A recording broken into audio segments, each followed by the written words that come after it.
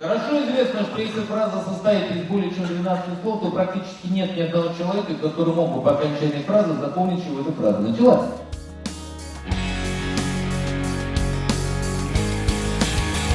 Больше всего меня огорчило на Болотной, это то, как плохо люди говорят по-русски. Ну-ка поднимите руку те, которые понимают, о чем речь, когда я говорю о греческой драме. Лес рук, направленных внутрь.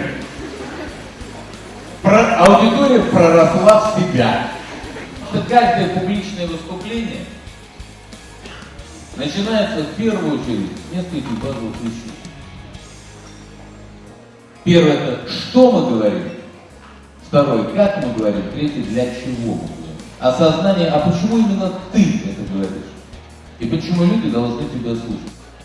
Его право говорить не нарушает моего права его не слушать. Выбранная вами языковая форма должна соответствовать вашему опыту. Люди читают вас, они всегда видят и сравнивают со своим прошлым. Исходя из этого, у них есть определенный набор ожиданий. И если вы попадаете в этот набор ожиданий, возникает доверие.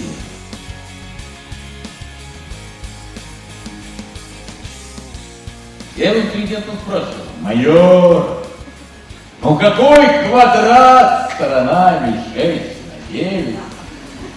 Я мне говорю: а ты хочешь, чтобы я на плацу, на морозе, глядя на сотни чуть живых крыл, им прокричал прямоугольник?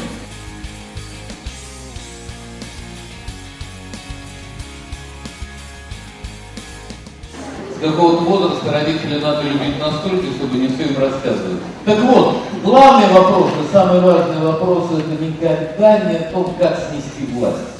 Это легко. А что делать потом? Ну, либо сразу быть порядочным, либо потом и не притворяться. А вообще это кошмар работать президентом. Знаешь, у него даже страшная штучка под названием Твиттер. Меня довелся Твиттер не к врачу.